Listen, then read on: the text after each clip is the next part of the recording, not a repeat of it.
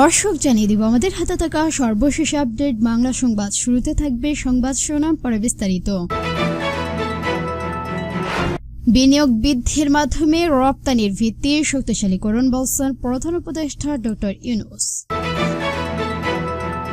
তারপর জানিয়ে দিব জুলাই গণ অভ্যুত্থানের ঘোষণাপত্রে 16 বছরের ত্যাগের অন্তর্ভুক্তি চাইবে বিএনপি। এখন জানিয়ে দেব আনিসুল হকের 146 কোটি টাকা অবৈধ সম্পদ দুদকের মামলা। এবং সর্বশেষ জানিয়ে দিব রাজনীতিতে দ্রুত বাড়ছে ঐক্যতা ধরে রাখার চ্যালেঞ্জ।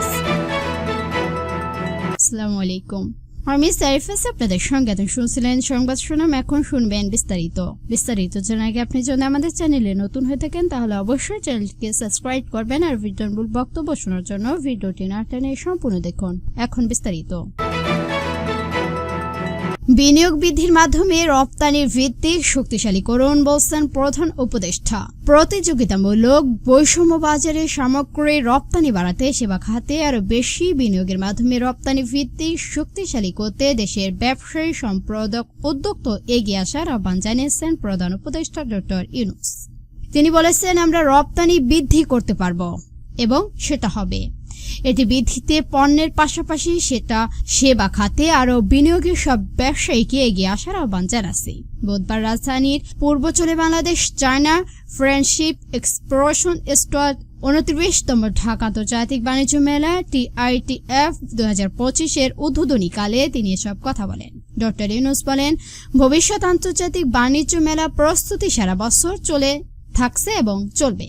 জেলা ও উপজেলা উদ্যোক্তার মাধ্যমে প্রতিযোগিতা হবে। সেখান থেকে 3-4 জন সেরা উদ্যোক্তা বাছাই করা হবে। তারা চূড়ান্ত আন্তর্জাতিক বাণিজ্য মেলা অংশগ্রহণ করবে। এদের এসব ব্যয় সরকার বহন করবে। ডক্টর ইউনূস আরো বলেন, তরুণরা আমাদের প্রথম প্রদর্শন। তারা জাতিকে পথ প্রদর্শন করবে, দুনিয়ার পথ প্রদর্শন করবে। এটা সবসময় আসবে। আন্তর্জাতিক তরুণরা বাংলাদেশের তরুণরা কি করেছেন তা দেখতে আসবে। বাংলাদেশের তরুণদের কাছ থেকে বুদ্ধি নিতে আসবে, শিখতে আসবে হাজারো রাষ্ট্রের মানুষ। উপদেষ্টা আরো বলেন, ভবিষ্যৎ আন্তর্জাতিক বাণিজ্য মেলা তরুণদের জন্য একটি পৃথক অংশ থাকবে। এখানে 25 বছরের কম বয়সী উদ্যোক্তারা যারা আসবে তারা কে কি করতে দেখতে পারবে। জুলাই গণ অভ্যুত্থানের ঘোষণাপত্রে 16 বছরের ত্যাগের অন্তর্ভুক্তি চাইবে বিএনপি। জাতীয় ঐকমত্যের ভিত্তিতে জুলাই গণ অভ্যুত্থানের ঘোষণাপত্র তৈরির যে দায়িত্ব অন্তর্বর্তী সরকার নিয়েছেন সেটাকে সমর্থন করে সব রাজনৈতিক দল। কিন্তু সরকারের এই উদ্যোগ কতটা সফল হবে তা নিয়ে অনেকের মধ্যে সংশয় আছে। তবে রাজনৈতিক দলগুলো মনে করছেন, গণ অভ্যুত্থানের নেতৃত্ব দেওয়া ছাত্রের পক্ষ থেকে জেলায় বিপুলের ঘোষণাপত্র দেওয়া নিয়ে হঠাৎ রাজনৈতিক অঙ্গনে যে উত্তেজনা সৃষ্টি হয়েছে তা থেমেছে। এই নিয়ে বড় ধরনের রাজনৈতিক বিতর্ক বিভেদ আপাতত এছাড়াও ছড়িয়ে গেছে। এমন প্রশ্ন উঠছে, গণ অভ্যুত্থানের ঘোষণাপত্র কিভাবে তৈরি হবে, এই ঘোষণাপত্রে কি কি থাকবে। ইতিমধ্যে জুলাই গণ অভ্যুত্থানের সমক্ষণ সরাসরি ছাত্রদের ঘোষণাপত্রের 72 সংবিধানের বাতিল করা আওয়ামী লীগ লিঙ্ককে অপ্রাসঙ্গিক করার ঘোষণা নিয়ে লিখেছিলেন। অন্যদিকে বিএনপির দায়িত্বশীল নেতাদের সঙ্গে কথা বলে জানা গেছে, তারা এই ঘোষণা কেবল জুলাই আগস্ট 34 দিনের গণ অভ্যুত্থানের সময় নয়, বিগত 16 বছর আন্দোলন নেতাদের ত্যাগের স্বীকৃতি চাইবেন। তবে সরকার উদ্যোগ তো সঠিক বলে মনে করছেন বিএনপি নেতৃত্ব। বিএনপি মনে করেন, জুলাই আগস্ট ছাত্র জনতা অভ্যুত্থান হয়েছে যে গণ অভ্যুত্থানের পর জাতির ঐকত্য ভিত্তিক অন্তর্বর্তী সরকার হয়েছে। এই সরকার সংবিধান অনুযায়ী শপথ নিয়েছেন। সরকার গঠনের প্রায় 5 মাসের মাথায় এসে বিপুলের সংগঠনপত্র দেওয়ার সুযোগ নেই। বিষয়টি নিয়ে সতর্ক অবস্থান নিয়েছিলেন বাংলাদেশ জামায়াতের ইসলামী। গত সোমবার দলটির কেন্দ্রীয় নেতা ও প্রচার বিভাগের সেক্রেটারি মতুর রহমান আকদ্দুর প্রথম আলোকে বলেছিলেন, তারা ছাত্রদের এই উদ্যোগকে স্বাধীনতা মত প্রকাশ্য জায়গা থেকে স্বাগত জানায়। অবশ্যই ছাত্রদের জুলাই বিপ্লবের ঘোষণাপত্র প্রকাশ করা নিয়ে রাজনৈতিকের ভিতরের বাইরে হস্তক্ষেপ এবং সংক্রান্ত পটভূমি ইতিমধ্যে বদলে গেছে। অন্তর্বর্তী সরকার ঐকত্য ভিত্তিতে জুলাই গণ অভ্যুত্থানের ঘোষণাপত্র তৈরির কথা জানিয়েছেন। ছাত্ররা 31 ডিসেম্বর শহীদ মিনারের মার্চ ফর ইউনিটি ঐকত্য জানার জন্য কর্মসূচি পালন করছেন। এই পরিপ্রেক্ষিতে জামায়াতের নেতাদের মধ্যে মন্তব্য করতে রাজি হয়নি। জামায়াতে ইসলামিক সেক্রেটারি জেনারেল মিয়া গোলাম পরোয়ানা প্রথম আলোকে বলেন, সরকার যে ঘোষণাপত্র দেবে তা অফিসিয়ালি বলবেন। ছাত্রদের কথাও পরিষ্কার নয়, এই অবস্থায় কোনো মন্তব্য করা সমীচীন মনে করছেন না তারা। আনিসুল হকের 146 কোটি টাকা অবৈধ সম্পদ বলছেন দুদক মামলায়।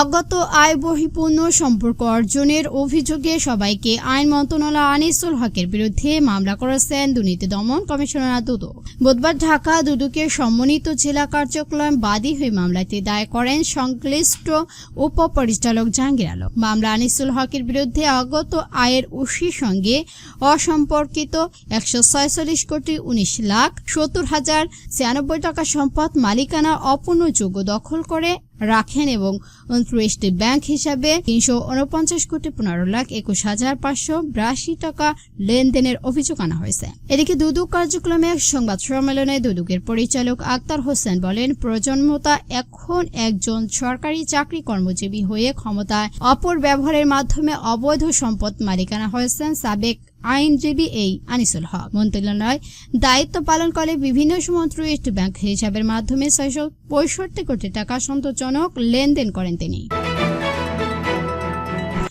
রাজনীতিতে দ্রুত বাড়ছে ঐক্যতা ধরে রাখার চ্যালেঞ্জ। সংস্কার ও নির্বাচনের আকাঙ্ক্ষা নিয়ে নতুন বছরে যাত্রা শুরু করল বাংলাদেশ। এখনো সুনিষ্ঠ কোনো রোডম্যাপ না থাকলেও বিএনপি সহ বিভিন্ন দল দ্রুত নির্বাচনের জন্য অন্তর্বর্তী সরকারের উপর চাপ বাড়ালে বলে দলগুলো নেতা বলছেন।